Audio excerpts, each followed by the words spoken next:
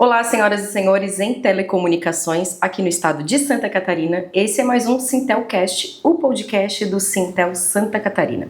Hoje estamos trazendo um tema que traz muitas dúvidas e receios para a maioria das pessoas: inteligência artificial. E para conversar com a gente está o professor da UFSC, Gustavo Arthur de Andrade, professor de Engenharia de Controle e Automoção. Gustavo, seja muito bem-vindo e muito obrigada por teres aceitado o nosso convite. E para começar, eu queria te perguntar o que exatamente é a inteligência artificial e como ela afeta o nosso dia a dia. Bom, primeiramente, muito obrigado por me receber.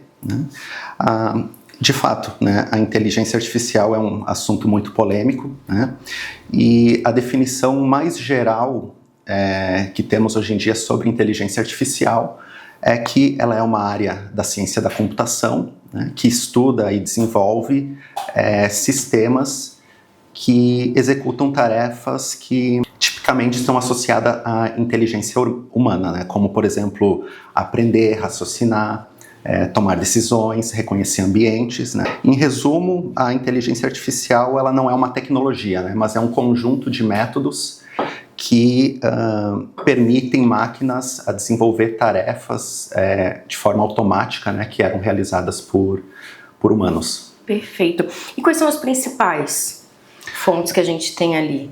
Hoje, a gente pode classificar a inteligência artificial em 3 categorias. Temos a inteligência artificial fraca, a inteligência artificial forte e a superinteligência artificial. A inteligência artificial fraca, ela consegue executar tarefas específicas, para o qual ela foi treinada.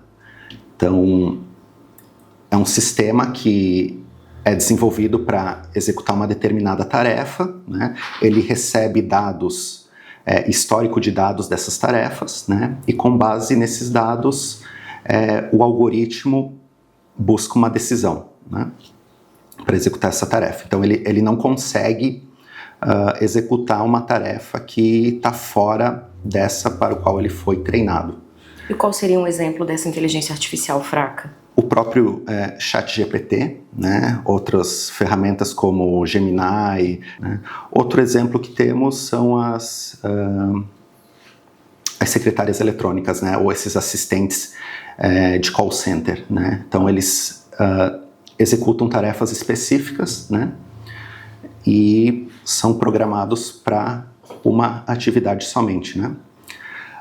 O outro tipo de inteligência artificial, que é a inteligência artificial forte, ela é um conceito teórico. Ela ainda não foi posta em prática, E o conceito, a definição da inteligência artificial forte é que o sistema seja capaz de aprender com dados, com experiências, e a partir disso aplicar em outras áreas o conhecimento, para resolver tarefas. E por fim, a superinteligência artificial também é outro conceito teórico, e seriam sistemas que têm uma capacidade de inteligência muito superior aos seres humanos. Então, que seriam os robôs? Não. Podem ser robôs ou pode ser somente um sistema computacional, Por exemplo, um ChatGPT, parecido com um ChatGPT, que é capaz de resolver problemas, extrapolar a resolução de problemas, que não são conhecidos a solução não é conhecida pelo homem. Perfeito. Gustavo, outra dúvida é em aplicações práticas, onde a inteligência artificial já está presente no nosso dia a dia, talvez a gente não perceba. Por exemplo, aplicativos de celular, estão presentes. Hoje em dia temos um despertador inteligente, que seria um aplicativo que cria o horário para você despertar conforme o teu histórico do sono. Então, ele não é como um despertador tradicional que dá um determinado horário, ele te acorda. Ele vai verificar se você teve um bom sono e tudo mais, e conforme esses dados, ele define uma hora para despertar, para a gente não acordar quebrado, né? Outros exemplos são as secretárias eletrônicas de call center, como falei. Também temos previsões do tempo, né? Hoje em dia existem aplicativos que usam dados de satélites, históricos meteorológicos e padrões passados do tempo para predizer quando vão ocorrer chuvas, né? Como vai estar o clima. Os sistemas de câmera, né, que fazem o ajuste automático da iluminação e foco, né, para as fotos. Corretores de texto, né, também são considerados inteligência artificial. Também temos na área de streaming, né, recomendações de filmes como, né, Netflix, Prime Video e etc., né, conforme o teu histórico de filmes que você vem assistindo, ele faz recomendações, né. Na verdade, essa pergunta eu achei bem interessante sobre coisas que a gente não percebe, e realmente, na verdade, a gente já usa há muito tempo. GPS, que te dá às vezes um caminho que é um pouco mais longo, mas que está sem trânsito, tu vai acabar chegando mais rápido e pronto. Esse do sono eu achei super interessante, que não é o despertador como tu tinhas dito, que eu vou programar o horário que eu quero acordar, mas ele vai entender quando eu descansei o suficiente para estar apto para o meio-dia para acordar. Então a gente já usa alguns deles e nem percebe realmente. E dentro disso tudo eu queria te perguntar quais são os principais riscos dentro da inteligência artificial, se é que eles existem. Como a inteligência artificial ela é treinada com dados, histórico de dados, se esses dados contiverem algum viés, né, pode ser político ou preconceituosos, né, o sistema baseado nesses dados pode trazer informações erradas, né, preconceituosas, com distorções. E em casos graves, né, sistemas médicos hoje em dia possuem sistemas que auxiliam na detecção de doenças, né, a partir de exames médicos, raios-x. E então, se esse sistema é treinado de forma errada, ele pode fazer diagnósticos errados, né? E como a gente pode lidar com essas distorções, né?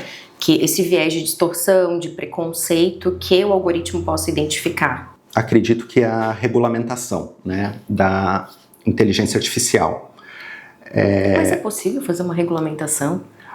Alguns países já possuem regulamentações, né? Por exemplo, a União Europeia possui regulamentações, que é o AI Act, que dá diretrizes como a inteligência artificial deve ser utilizada, né? Ela deve ser transparente, utilizar dados que respeitem as leis, né?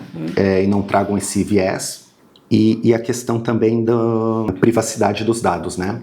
Isso é outro problema, porque se essa inteligência artificial utilizar dados particulares, dados privados, isso pode ocorrer vazamentos, né, uso indevido desses dados e até a questão de vigilância, né, das pessoas.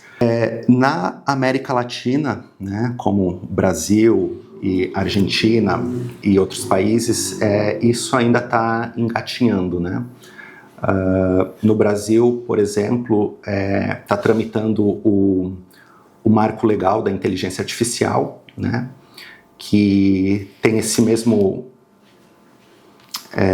mesma ideia das regulamentações da União Europeia.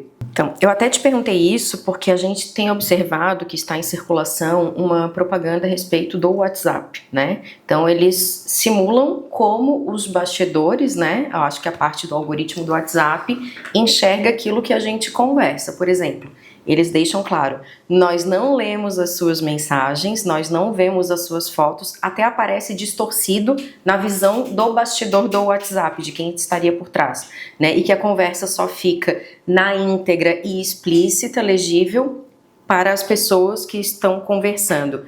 É assim que funciona mesmo? Pode ter uma quebra de sigilo desses dados em alguma situação? Eu acredito que essa questão da privacidade, né, as empresas elas devem ter essas questões de segurança, né, até porque Na maioria dos casos, essas empresas estão instaladas em países que já possuem algumas diretrizes, né? Mas elas estão sujeitas a problemas de segurança, né? Como os ataques cibernéticos, né? Que podem ser hackeados e os dados serem expostos, enfim, utilizados de forma indevida. Perfeito. A respeito do futuro da inteligência artificial, a gente pode ter um panorama do que teremos por aí nos próximos 50 anos, mais ou menos? Bom, existem alguns relatórios, né, que até alguns são interessantes que eu vou mencionar aqui. Por exemplo, o relatório da ONU, né, que mostra a dimensão dessa evolução da inteligência artificial, né? Então, por exemplo, no ano de 2023, o mercado da inteligência artificial era de 189 bilhões de dólares. E eles têm uma previsão de que em 2033 esse mercado passe para 4,8 trilhões de dólares, ou seja, a gente vai ter um crescimento de aproximadamente 25%. O mercado das tecnologias emergentes, né, atualmente está em aproximadamente 7% de tecnologias voltadas para a inteligência artificial, e a previsão é que em 2033 ele seja 30% do mercado de tecnologias emergentes, né? Ou seja, essa área está evoluindo, né, num ritmo muito acelerado, e tudo indica que ela vai estar cada vez mais presente no dia a dia. Um relatório da McKinsey, né, ele projeta que até em 2030, cerca de 30% dos empregos nos Estados Unidos poderão ser automatizados com o uso da inteligência artificial. E 60% vão sofrer mudanças significativas devido ao uso das ferramentas de inteligência artificial. O uso acelerado da inteligência artificial, novas oportunidades podem surgir, né? Assim como aconteceu com outras revoluções passadas, né? Como a Revolução Industrial Digital, onde novas profissões foram surgindo, né? Então, algumas profissões que vem surgindo por causa da inteligência artificial, né? Por exemplo, especialistas em ciências de dados, né? Que são profissionais que são dedicados a estudar os dados, como aplicar esses dados a algoritmos de inteligência artificial, né? Engenheiros e designers de interação homem-máquina, né? E até profissionais voltados nessa parte da ética e regulamentação da inteligência artificial. Perfeito. Até sobre isso, as pessoas têm muito receio sobre a perda de emprego, né? Sobre a redução do efetivo dentro das empresas por conta desse avanço, né? Desse crescimento bem considerável da inteligência artificial. Como nós e as empresas podemos nos preparar para esse crescimento tão acelerado? As pessoas e as empresas, elas devem ter a cultura da adaptação, né? Então, as organizações e as pessoas, elas precisam estar abertas às mudanças, né, e testar essas ferramentas e aprender com elas, né, porque a inovação, né, ela vem junto com a questão da experimentação. Deve-se investir na educação, em cursos tecnológicos, né, análise de dados e até habilidades para desenvolver a questão da criatividade, né, porque a inteligência artificial sozinha, ela não é uma revolução, né? Mas as aplicações que o homem dá à inteligência artificial que fazem todo o diferencial. Perfeito. Para a gente encerrar, a gente sempre pede para os nossos convidados deixarem uma frase, um apelo, algo de apoio.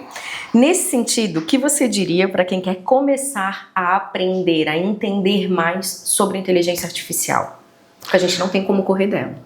Exato. Existem diversos cursos gratuitos disponíveis na internet, né? Cursos introdutórios que são excelentes para quem quiser começar, né? Começar praticando pequenos projetos, né? Experimentando onde eu posso automatizar uma determinada tarefa, né? E a partir daí utilizar as ferramentas já existentes, né, e adaptar elas para o caso. E avançando o estudo da matemática, né, porque por trás da inteligência artificial existe muita matemática, principalmente a questão de probabilidade e estatística, né. Outras questões, né, existem blogs, comunidades na internet sobre inteligência artificiais, né, próprios podcasts, né, que tratam disso. E acredito que muita paciência e curiosidade, né, porque para se aprender é um processo por tentativa e erro, né? A gente vai evoluindo conforme vai experimentando. Gustavo, muito obrigado por tua participação mais uma vez. A gente precisa, não só precisava, como precisa, vai continuar precisando falar sobre esse tema, que é o nosso presente, que vai ser o nosso futuro. Ok, muito obrigado. Essa foi mais uma edição do Sintelcast, o seu podcast. Hoje com esse assunto tão interessante que é o nosso presente, com certeza o nosso futuro, inteligência artificial. Muito obrigada por sua companhia.